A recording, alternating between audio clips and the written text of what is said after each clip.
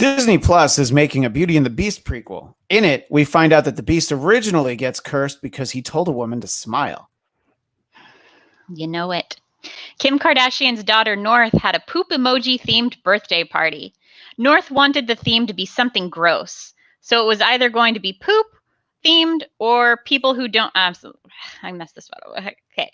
North had a poop emoji themed birthday party. North wanted the theme to be something gross. So it was either going to be themed poop or people who don't have trust funds. There's a shortage of TSA officers. Fortunately, every passenger with a ponytail and mustache has stepped up and kindly offered to frisk everyone at no charge. A Delta flight had to be diverted after an off-duty flight attendant got unruly. Apparently, he attempted to show passengers the overhead bin where they keep the snakes. Vladimir Putin's state-appointed jet reportedly has gold-plated toilets because he wants his officers to experience luxury as he dunks their heads in the toilet bowl. Vice President Harris says misinformation is one of the biggest barriers to getting more Americans vaccinated. I don't know. I'd say it's the giant octopus you have to fight. And finally, after meeting Queen Elizabeth II, President Biden said she reminds him of his mother, and she says he reminds her of a son she actually likes. Welcome to Biden time, which is exactly what we're doing right now. I am here, Christian Bladt, as always, with my fellow maker of mirth, Tamra Brown, all over mirth? TikTok. Funny. Is that what mirth is? Yeah, it's a very specific niche of funniness. Okay. And I like the alliteration for maker of mirth. And Scott Moore, our usual compatriot, is on assignment today. And by on assignment, I mean he's hanging out poolside in Las Vegas, where I'm sure it's a brisk 124 degrees. But, I still only say that because I'm just jealous that I'm not there. Tamra, have you been keeping tabs on President Biden's European vacation? Well, I was far more excited about the Queen Elizabeth meeting than the Vladimir Putin meeting, I have to say. Yeah. But I mean, there's a whole tour to go through, so we could really do one of those like Indiana Jones maps where we can have Biden as the sort of the red arrow going across the globe, and if he's flying, it might have to turn around a couple times because he missed a spot, but that's all right. If you want to start with Queen Elizabeth, she is a strong, handsome woman, and I mean that in the traditional sense. So we can certainly talk about that. There's a lot that the president has been up to there. So what were you happy to see two people that are well past the age of 80 right. and without their faculties? I mean, if you want to talk about a reality show, just like let's put the two of them on one of those Survivor islands, no challenges, just see if they can eat. You could leave you could have refrigerators stocked of food, and he could even give them electricity. He was like, yeah, could they survive? I would like to see that show. I mean, just the conversation must have just been like, what was that? I'm sorry? What? Huh? Did you say something? Can you repeat that? Yeah. Also, it must have just been really nice for Biden to be in the presence of someone who's older than him. That's a rare opportunity once you get to be a near octogenarian. I think she's like, how old is Biden? 78? Yeah, I was definitely bending the truth a little bit when I said he was in his 80s. Yeah. So and she's like 96. So yeah, I mean, he doesn't get many opportunities to be around someone for that. She's the only world leader that realistically could have babysat Joe Biden. And I know she's not really their leader. She's a figurehead, but she's on their money, so it makes her important. But, I guess that was more, we didn't, obviously today is getting far more press coverage. Why are we all sitting on our edge of the seats for Putin rather than Queen Elizabeth? I caught the tail end of the press conference that ended just moments ago.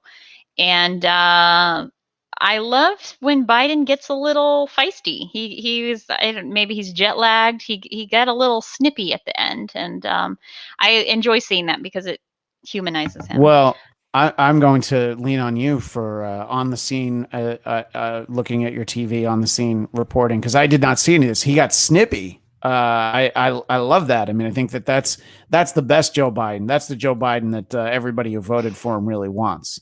That's the Joe Biden. I don't know if that's the Joe Biden we need, but that's the Joe Biden we deserve. He did take questions from international press corps that apparently American presidents don't normally reserve time for. There was a reporter that seemed to be from the Eastern Bloc, and Biden's response to his questions was so muddled political talk that even as a native English speaker, I had trouble understanding what he was trying to say. So I don't know how productive it was to take questions from Eastern European news organizations. Was it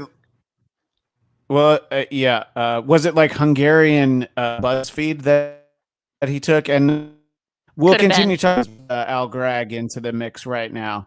Al will be with us. Al, we're talking about President Biden's European vacation, his world tour right now.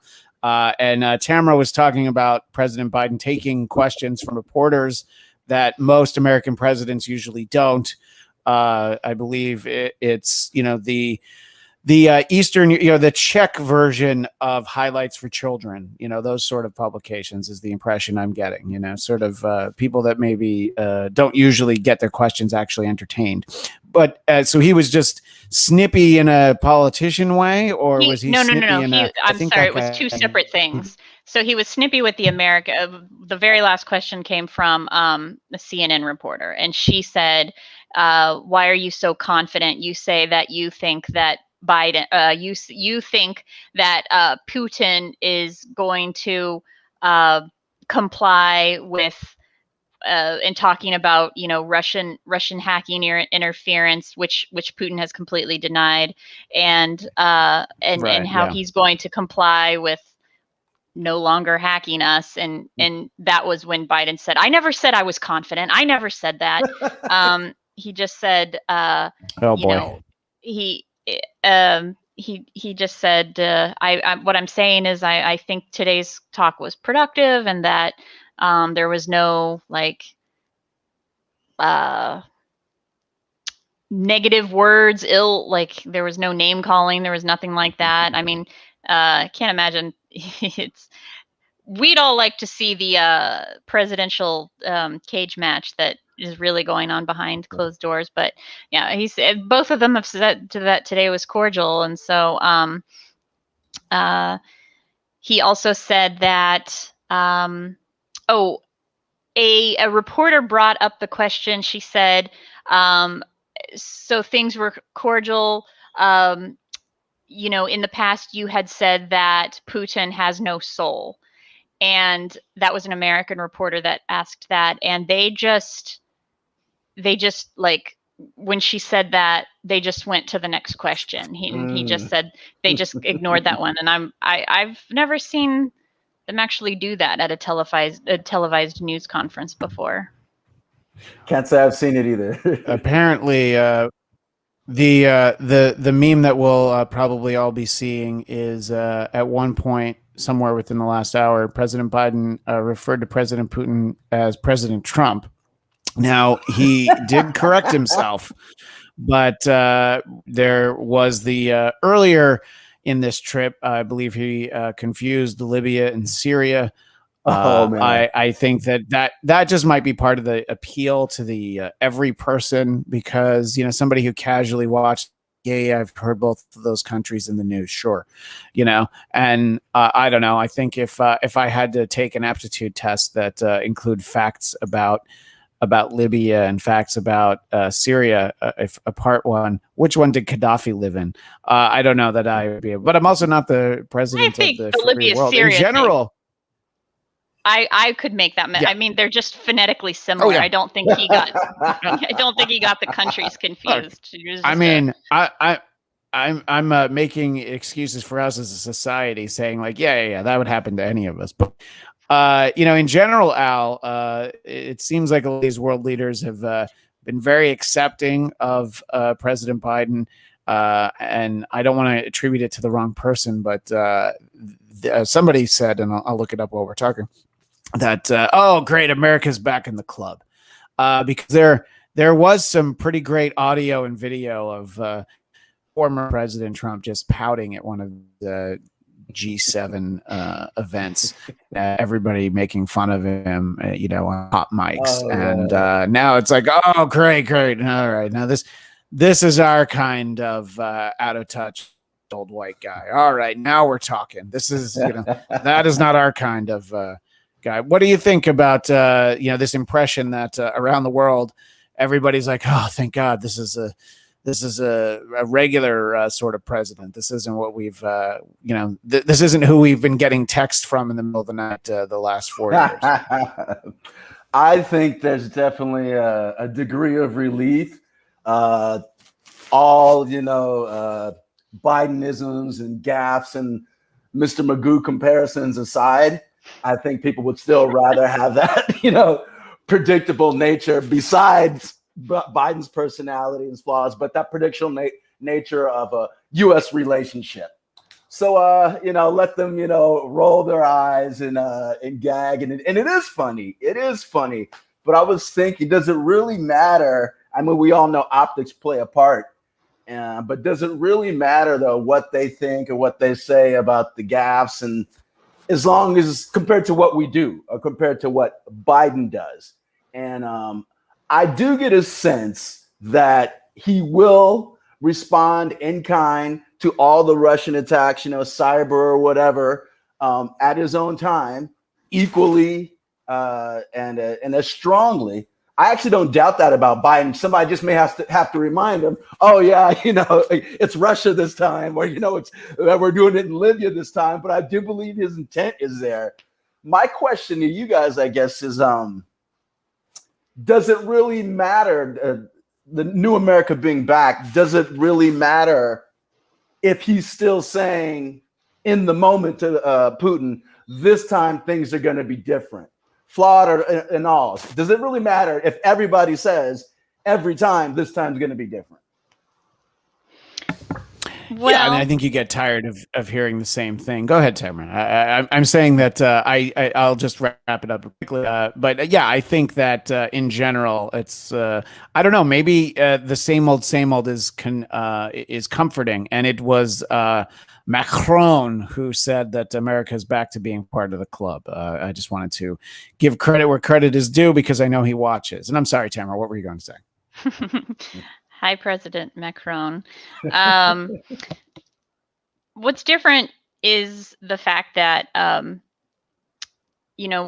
Russian hacking has been a serious issue for the past decade. It's only been getting worse. And Trump excused it. He says that Putin said he didn't do it, so he didn't do it. Right. And at least Biden is holding Russia accountable, attempting to hold Putin's feet to the fire. Who knows if it's going to be successful, but just the acknowledgement that we're not buying this guy's spiel that that Russia has nothing to do with the hacking of our infrastructure. That sort of rhetoric is what is different and welcomed and needed. And for us to be back in the club, I think that just speaks to the, it's not, I feel like if you're in Trump's camp, if you are a Trump supporter, it's easy to say like, oh, it's all just the same. It's just that you guys like this guy when you didn't like the other guy. But it's like, well, the international community likes this guy and they didn't like the other guy. So I think that is worth taking into account if you were a Trump supporter, acknowledging that international leaders seem to prefer our current president to our former. Do you guys mind if I chime in on that? By the way, Tamara, hi. Really yeah, go ahead. Absolutely. And definitely thanks for having me back again, Christian. When you said about the whole thing about Biden not being back in the club, but kind of lining up these international leaders. Immediately what I thought of is like the bully or the tough guy that comes back on the block. You know, he's getting everybody in line. Okay, you know, Switzerland, you're getting in line. France, you're getting in line. And it may not even be in a tough guy kind of way, but you're going up to that person. You're giving them dap. You have this relationship, you know, with Spain and the EU. And so there's Russia over there on the end. He can act out all he wants. He gets to see that you got these 10 other people in line. And so that's worth something. Even if these 10 people might snicker behind your back, at the end of the day, we know they're still riding with us. So I don't know, for some reason, I always think of these street metaphors. Ride or die. Ride or die, and let Putin do what he wants. But now we're speaking with one voice, I guess, if that makes sense. No, that absolutely makes sense. And I think that, you know, to Tamra's point about the Trump supporters, I think that being unpopular around the world was sort of like a badge of courage. Is like, good, we don't want them to like us anyway. You know, what kind of a name is, you know? By the way, President Biden does say that he told Vladimir Putin that if Alexei Navalny dies or is killed, the consequences of that would be devastating for Russia. Interestingly, I thought that Putin is obviously a very skilled politician. He characterized Navalny as being similar to the January 6th, I don't even know, the insurrectionists who stormed the Capitol. Yeah, but I just thought it's like that's a well-played chess move, you know. It's like, well, yeah, but this is like our guy. I mean, I think it's definitely a disingenuous comparison, but it is a brilliant political maneuver by there.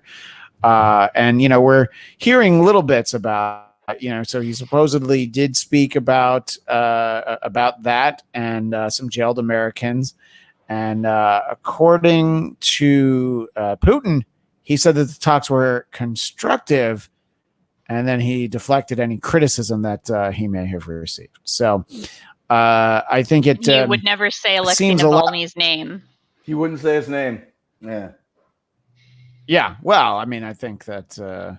You know, I think that's just old pro wrestling tactics. You know, and let's be honest. Harry Potter tactics. Yeah, but also like a couple different career choices, and Putin probably would have been in the Russian arm of the WWE. You know, we've all seen him with his shirt off. We know how great he'd be in the ring. You know, Christian. I'm sorry, Christian. Yeah, go ahead. I want to hear about these wrestling. Don't be sorry. Man.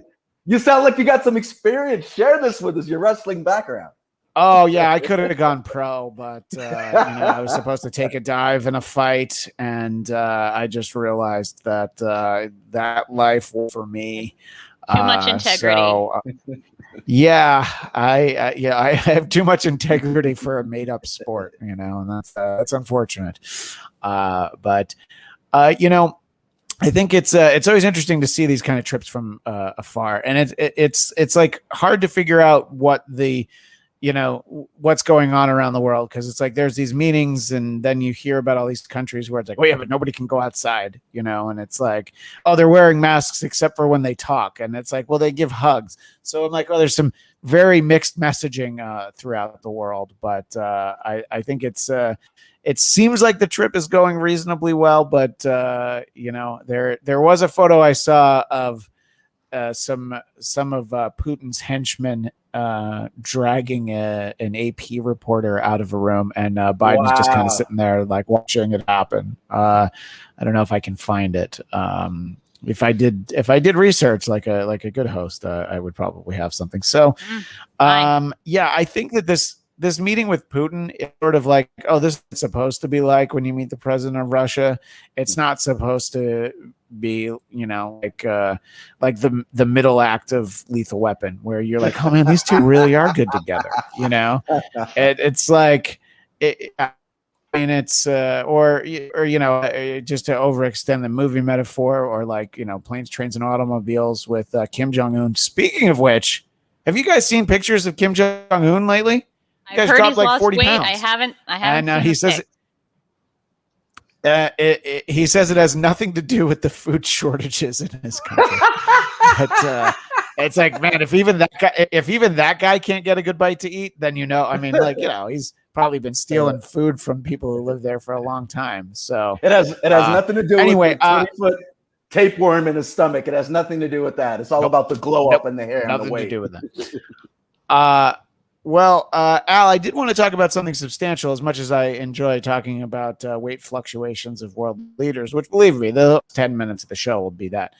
I did want to start off with today is June 16th, and then that means I believe Saturday will be Juneteenth, and something that I thought would never happen.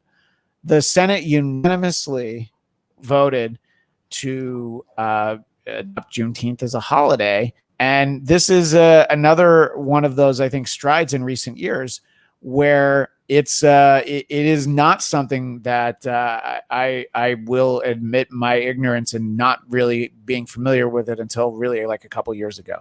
And sort of like when we had a few weeks ago when we talked about the Wall Street massacre in Tulsa, it was also something I didn't know about until a few years ago. So, we can always point to the progress we've made over recent decades, but there's always more to do. But I wanted you to take a moment, just explain for people such as myself a little bit about Juneteenth and your reaction to the fact that the Senate voted unanimously. Everybody, every single one of those, whether they had a D, an R, or I think somebody still has an I next to their name, everybody voted to make it a holiday. No, I'm as surprised as you. I couldn't be more shocked that it was unanimous because, when you see what Republicans are willing to cast their votes for and against, I would have thought that this would have been, like what's the term we say? Light work for them to go against. But I guess it shows how deep the political winds are changing, even from them, even if they want to, quote, be on the right side of history. Just as far as what do we say? As far as like talking and actions without necessarily seeing substantial growth behind it. Because when we talk about substance, we do talk about steps. This is seen as a substantive step. I'm looking more at like what about reparations for these slaves? But just the fact that they've been able to go on the record, and even if it's just talk. Or even if it's just a bill, like as HR 40, the slavery reparations bill has been languishing. My biggest complaint about that is that, when do we move beyond the talking stage and the discussing? But for what it's worth, I want to acknowledge the progress and long way of getting back to your point. For the layman term, Juneteenth is the term Black people use to celebrate freedom from slavery. And we have to acknowledge that we celebrated on June 19th because June 19th was the day attributed in Texas that the slaves were known in Texas, that the North was winning the war, the South was defeated, they were being routed. So that's when they knew in Texas. But the reason, and this is why I love like Black linguistics and Black culture so much, because we'll take a word like the 19th and we'll twist it and we'll give it this connotation that while it's vague, it tells you exactly what the word means. Because everybody else didn't know the date that we were freed. Some didn't find out till a month later. Some didn't find out 3 months later. Other states that may have found it a few weeks earlier. It's so vague. Thus, we don't even say the date, the 19th. We say 10th because it's just this vague, ambiguous time, that we celebrate. And we're still celebrating something that wasn't even necessarily given to other people, but it's this huge generality that we have to look at more conceptually than exactly, if that makes sense. No, it absolutely does. And, it is interesting, in sort of the way that news traveled in those days. Some of the most infamous and notorious wars in the Civil War happened after the war was actually over because, I guess they didn't all have TikTok back then. So not only did they not know Tamra, but they didn't realize that the war was over. Tamra, were you surprised to hear the fact that the Senate did anything unanimously? That they're, it's like until I think it was until Mariano Rivera, the baseball writers would never vote anybody unanimously into the Hall of Fame because they felt like nobody deserved it. And then finally somebody was good enough where they did. So I always felt like there's going to be somebody who's like, I ain't voting for that, but is this just the one issue where like, everybody's advisors are like, sir, you need to vote for this. You can't vote no. Yeah. I mean, yes and no. It is surprising because we just never hear anything being unanimous, but it's kind of, not enough for the senators that are, for example, banning critical race theory from their schools, or doing everything that they can to make sure that critical race theory won't be taught in their schools. Of course, they're going to vote for Juneteenth because they're like, yes, something symbolic that's actually, that's making a little bit of a difference. I'm going to be for that rather than something that's actually going to, move the needle significantly. So I guess it makes sense that, of course, they would vote for it. And what reason could they possibly come up with to not be in favor of it? Like what could they? I can't even think of something that's not horrible. Yeah, that a conservative senator could come up with for a reason to not. To not vote in favor of making it a holiday. Well, I mean, I do remember it was only 30 years ago that Martin Luther King Day wasn't a federal holiday honored in all 50 states. I think Arizona was the last one to hold out. And, I remember, this goes back to like when Chris Rock was on Saturday Night Live, he was just talking about like, why would white people not want another day off? It's like you get another day, you don't have to do anything black. And then his observations, you can find it probably online. I won't make the Michael Scott mistake and go through a routine, but it's true. It's like, what do you say no for? And then of course, like the first year that everybody's like, oh, that's it's on a Saturday. So it's like, you really nailed it there, Christian. There's so much irony wrapped into this business and the vagueness of it, because from what I understand, it's not a federal holiday, right? So states can observe it, and they can observe it whatever day they want. I'm told, it doesn't have to be on, the 19th. So that's when you get in. Okay, at what point does its value get watered down? Or its impact? Yeah, and look, I've had jobs in radio where I've worked on Martin Luther King Day many times, and I've had jobs where I've worked on other federal holidays. So it really depends on the business. Okay. Our pal Storage Yard Resident says, how about the problem of adding another federal holiday? Storage Yard Resident problem in adding another federal. No, I mean, it's not like we have that many. And I'm okay with it. I think to Al's point, states can honor it however they, it's. I think it's interesting, and something that Tamra brought up is this is sort of coming up, and sort of the hypocritical nature is that something called critical race theory is thrown around a lot. And I think a lot of people don't really know what it is. And I'm not going to say that I've read a definition of it, but I certainly don't understand exactly what the policy is. And, and I also wonder if people who are enacting bans on it in their school systems have even read as much about it as I have. They just know it's, this group of people who support you, some of whom wear devil horns and, sit at Nancy Pelosi's desk. Some of them think that we shouldn't have it. So there's sort of it's like your vote for Juneteenth is a holiday, but your constituents will not grow up learning about why it's a federal holiday. And by the way, it still has to, the vote still has to go to the House now. So let's see what Marjorie Taylor Greene does.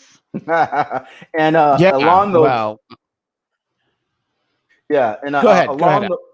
no, I was gonna say it, I like what I like the way the discussion that Tamara automatically opened us up to, and but even more importantly, let's talk about the 1619. See, I'm already going back to the 1619 project. Critical race theory, though, kind of was reintroduced to the forefront. I'm thinking from the 1619 project, that Nicole Hannah Jones did, kind of like documenting the history of chattel slavery, from the actual dates, where the first slaves set foot in America, in 1619.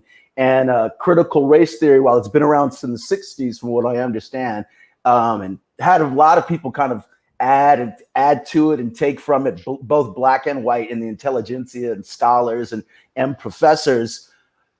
It highlights first the theory itself. Really, to me, is to even call it a theory is a misnomer, because we're just talking about history.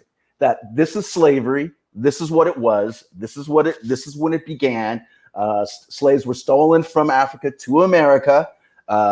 These slavers, who later still have companies that benefit from it today, profited off of the free labor. And it wasn't just this free labor, but it had social, cultural, political, psychological impact to this day.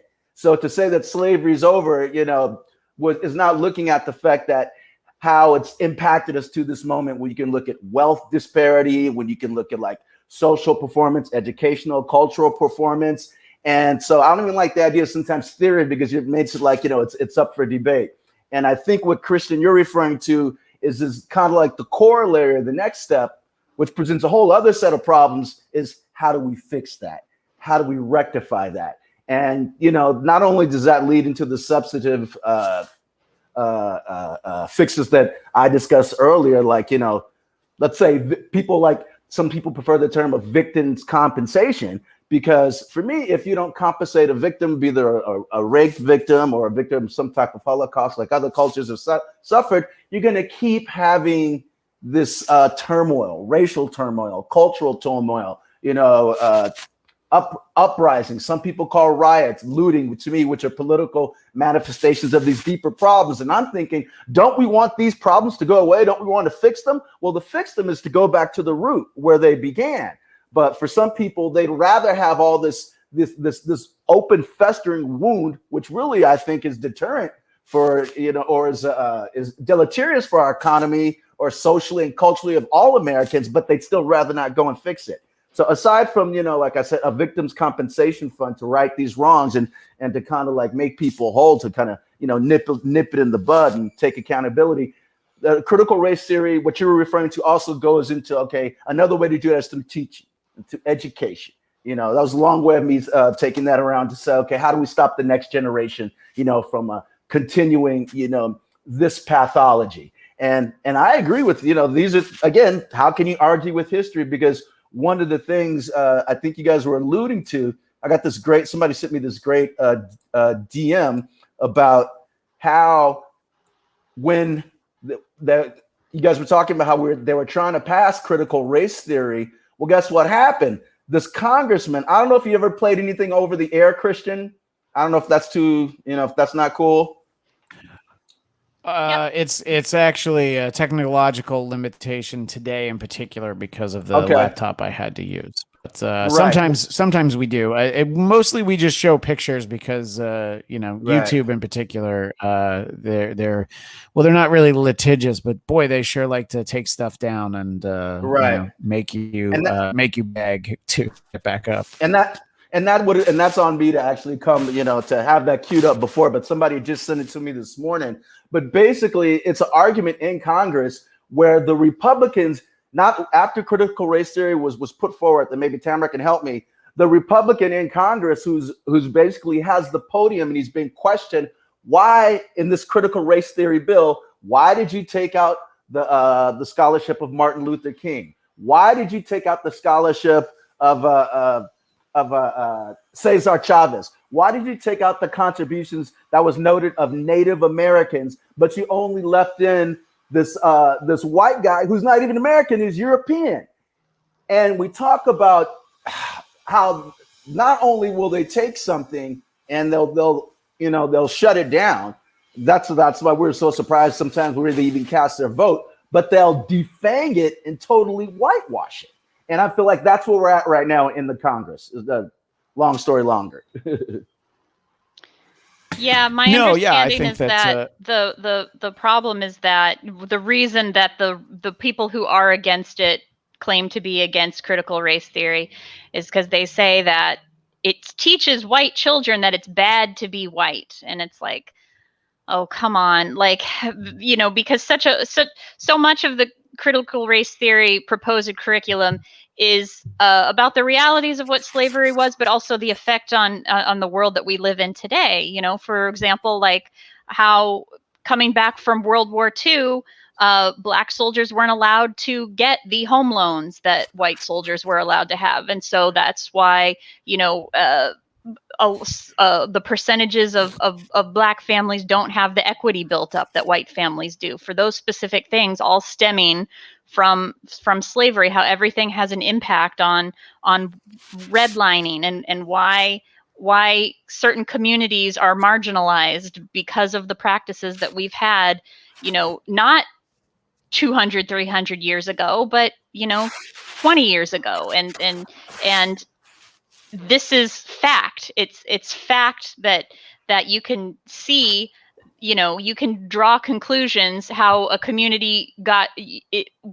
You can draw conclusions why a community is in the economic state that it is when this community was not allowed to build up the equity that other communities were. That is a fact. And people who are against the teaching of critical race theory think that it's an opinion that this is, you're using this to teach white children that it's bad to be white and that we're villains and things like this. And it's just like, oh, if that's the conclusion that you're drawing, like you can't even, it's just an excuse to sidestep, teaching the realities of the dark sides of American history. And then, and what's also interesting is it's so easy to say, oh, conservatives, Republicans are doing this, but there's so many, there's one of the largest, vocal that made the news about opposition to critical race theory was like this upper Manhattan liberal, wealthy liberal school. Were one of the earliest, to be vocally against critical race theory. So it's, it's not necessarily conservatives and the right that's against this. It's kind of like kind of the same camp as the anti-vaxxers, those can be liberal as well.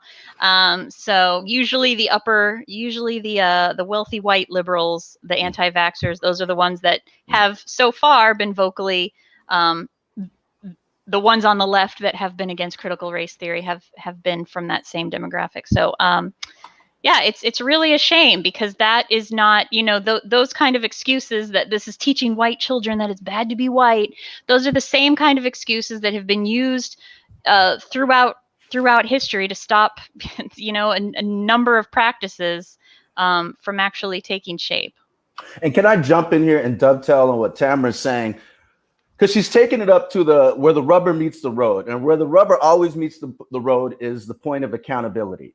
Because if you have to actually be accountable by the fact that born in America, if I'm a white man and culturally in a white family, I'm not even going to say you're an evil person, because that's how that's their the straw man argument. If you say I'm racist, you say I'm evil. I'm not even saying you're an evil person, but just culturally, growing up here in America, in the media and society, you are going to harbor racist views that you don't even know about, that you're not conscious about. But even to get them to admit that is a bridge too far for them, because then not only would they have to hold themselves accountable, whether sharing resources, they'd have to hold themselves accountable in their thinking.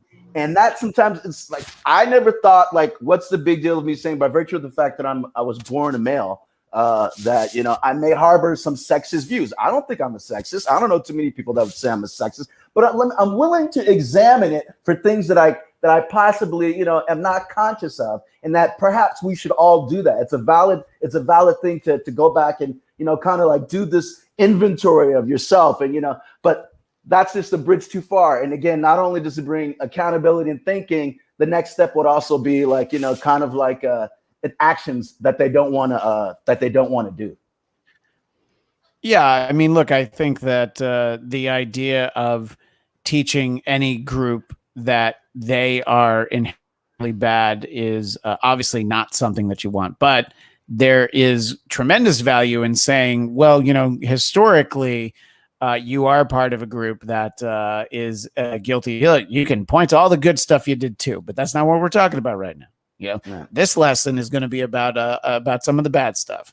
And no, you never owned a slave, but your great grandfather may have, or your grandfather, or whatever.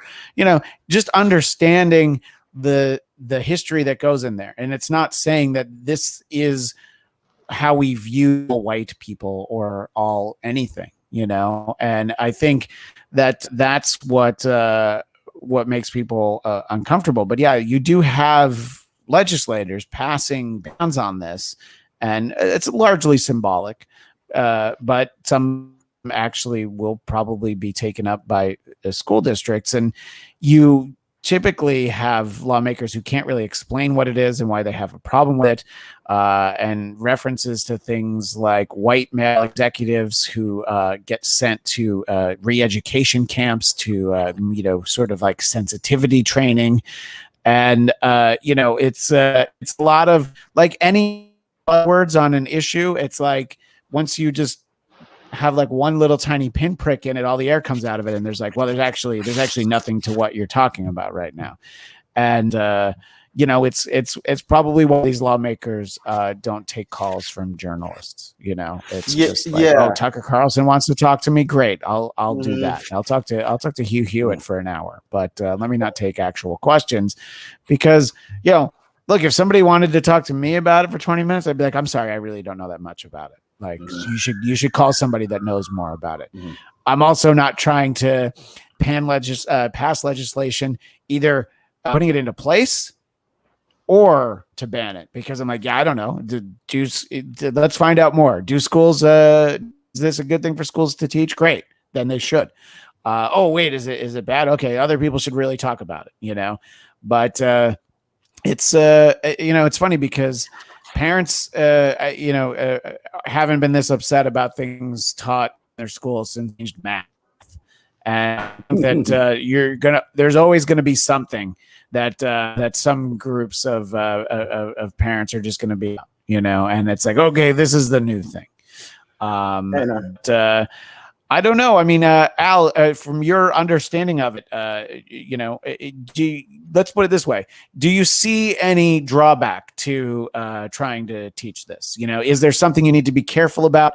Do you understand at least where the concerns are coming from all not being well educated on what it is?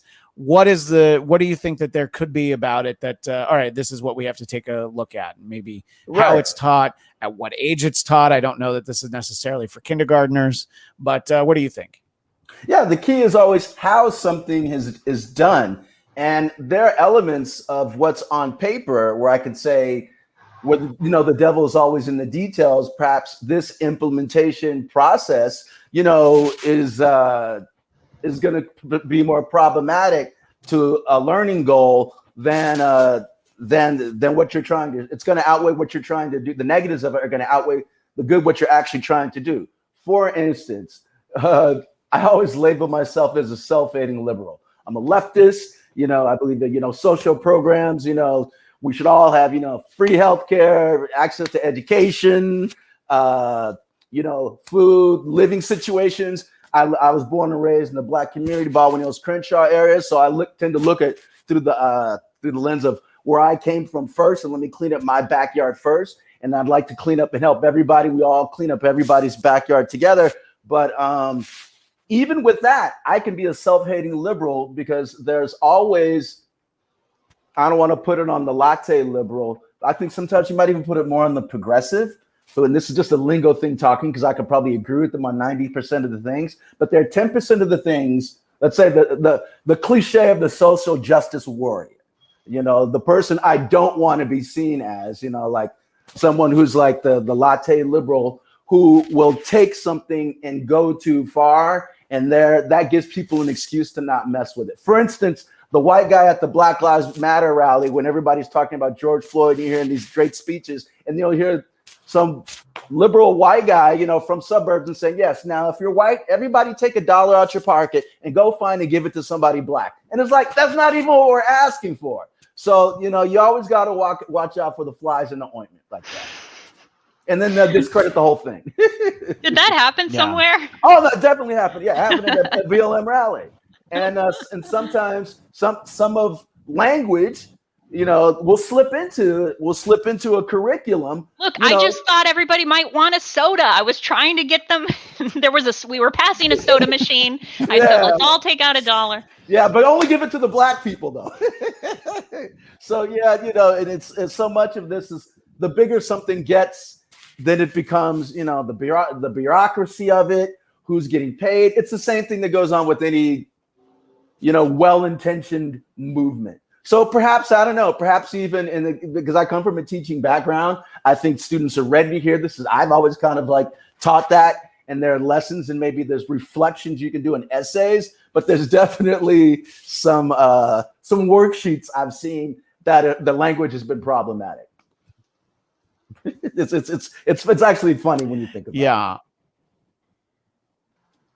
I wanted to just circle back on one thing that I referenced earlier, because I've come across another story that apparently there were some White House aides that were yelling at some of these Russian agents to stop manhandling the U.S. press. So that is a great indication that it's a very different White House than the one we had just a year ago at this time. If you're having people who work for the White House saying, hey, stop being mean to the press. I think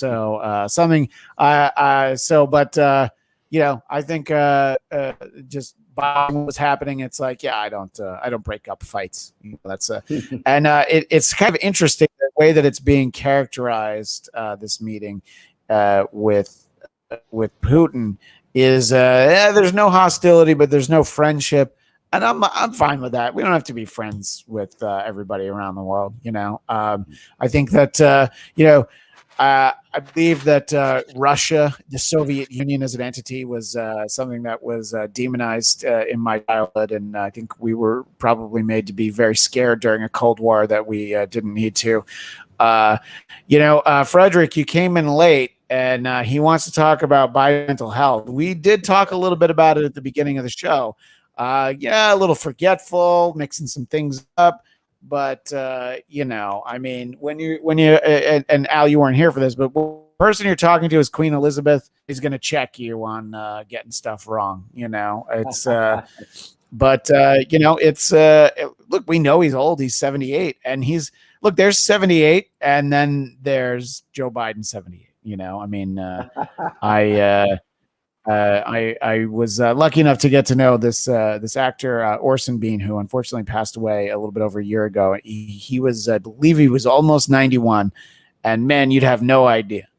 Just the life in this guy, and my wife's grandmother passed away at like 104, and when I met her, she was in her 90s. I thought she was in her 70s. So people age differently, I get. And of course, there's concerns. There were definitely concerns when Ronald Reagan was in advanced age, but that was later at the end of his second term. And people are saying like, well, people who pointed out that he was losing his faculties, hopefully they do the same with Biden. But I think most of those people who covered the Reagan White House either don't have that job anymore or have passed away. So it's hard. It's a hard set of standards to hold things up to. But I don't know. I think, look, I mean, I think because Frederick asked the question, and because we talked about it before, I'll point blank ask each of you. I'll ask Tamra, when you hear the little slip ups and the mix ups, are you actually worried about President Biden? The scenario of, oh no, speaking of Ronald Reagan, the old spitting image, those puppets out of England, where he means to push the button to call for the nurse, but instead he pushes the button for the bomb, which was actually featured in a Genesis video called Land of Confusion. So it's a very topical, cutting edge reference. But are worried. about President Biden, Tamra? I am not worried. We've said, before, we've talked about he's not the best public speaker. Not just the fact that he was a kid with a stammer, but which he's overcome. But he's not the best public speaker. And those gaffes, I always say we talk about the gaffes more than there are actually gaffes. So I'm not at all worried about his mental capacity. I mean, even when I would criticize the way Trump spoke and his way of thinking, it wasn't having to do with his age. It was having to do with his inability to understand how government works. So that's why I'm fine with Biden's age, to the extent of, I think that he's got all his mental faculties. He's capable of running the country. He's not a great speaker. That's it. Well, and you also weren't particularly critical of this aspect of President Trump because parameters as much as anybody. So obviously we weren't going to hold up that forever. It's all right. Hamburgers. Storage yard resident says he is worried. I would say if you were actually worried, there are definitely enough people around him that he's not gonna nuke the wrong country. I don't know. I would say that a lot of it, you hear him catch himself. Earlier he said President Trump, and then he said, I mean President Putin. So a lot of and I remember those in the debates and things. It's when he has like a whole conversation about something, and if nobody says, I think you mean this other thing, that doesn't happen nearly as much. I do this on the shows that I host all the time. I'll just scandalous things. Like I mixed up Michelle Williams and Gwyneth Paltrow on a Marvel show once, and was my face red. But yeah, but it happens. What do you think, Al? We'll kind of end on this, but you hear President Biden talk. Obviously the media is always quick to point out anytime any public figure makes a mistake. But when you hear about it, do you worry about it? I don't worry about it at all, because we went through the same thing, with W. People will argue to the extent, of one way or the other. But back to Ronald Reagan, people claim his last 4 years, he had Alzheimer's, and Nancy and all of his advisors were running the White House on autopilot. So we've seen much worse. So I think you said a good point about people, the right people around you. There are too many fail-safes. But more importantly, this is the one time you're going to ever hear me quote the great right-winger Grover Norquist from Americans for Tax Reform and all those great right-wing think tanks. His philosophy is, I don't care who the person is, give me a Republican who can hold a pen and sign the bill. As long as we can keep the Congress, we can keep the Senate. If Joe Biden can hold a pen and he can sign what we put in front of him, that's all that matters to me, baby. Unfortunately, I'm a cynist. I'm very cynical. No. But I think that's I think a lot of people, whatever their ideology is like, just put one of our guys in power, and as long as everything goes smoothly, it's not that. But look, it's why so many people. I mean, you certainly had some that came around on Trump, but you had a lot of people who voted twice for him and held their nose because it's like it's the guy with the R next to it. Yeah, you had to, you had people who voted for Hillary because they're like, well, it's not Donald Trump, and look, Biden became president because a lot of people were like, well, we know what we get with the other guy. So look, I get it. A lot of times, it's like Jerry Seinfeld says about athletes. You're not really rooting for the athletes. You're rooting for the laundry that they wear. You're rooting for the team, not the people on the team. If your team is winning as it is, and the Democrats are barely winning, it's like essentially a tie right now. Everything is like sort of like right on the edge, and they have the slightest advantage. Yeah.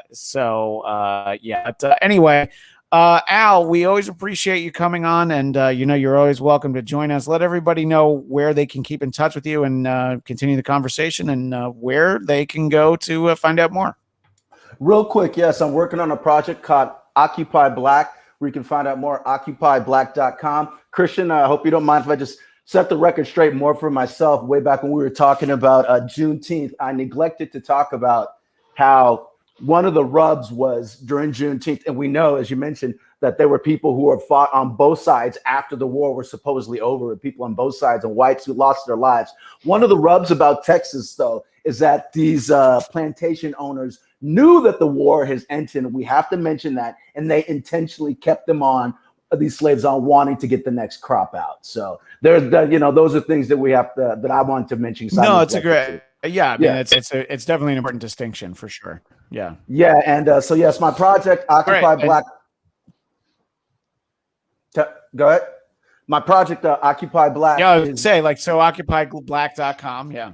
Yeah, I know there's this weird lag. Occupyblack.com. You can go a little bit. Yeah. You can get on our sign up for our newsletter. More important, we are streaming now as part of this grant award that I received by the Department of Cultural Education. We're streaming now at culturela.org, culturela.org, and you can even go directly to the link at /culturela.org/reimagine art. That was the name of the grant that I and a number of multiple talented, numerous multimedia artists are showcasing their work right now, along with the first chapter of Occupy Black. So if everybody could go support us, that link, drop us a note, that'd be great. And Tamra, if people want to keep in touch with you, where do they go to do that? I wish I had something as noble as what Al's got to promote, but unfortunately, it's just my Instagram and TikTok at Hey Tamra. That's a hell of an Instagram, though. You're on the front lines of the TikTok conflict, and we want you on that wall. We need you on that wall. So thank you, Tamra. And you can always follow me on Twitter and Instagram, ActionDMZ. And please subscribe to the Blackcast YouTube channel, where in less than 2 hours we will be wrapping up Cheeky on Disney Plus on Marvel Movie Talk. So please join us for that. If you've seen it already, there's a lot to talk about. And if you haven't, it's about 50 minutes, so you have enough time to watch it before you join us at 2 p.m. Eastern, 2 p.m. Pacific, 5 p.m. Eastern. There we go. Got my coasts mixed up. But we appreciate everybody in the chat, and we will see you all. We'll see you all next Wednesday. But until then,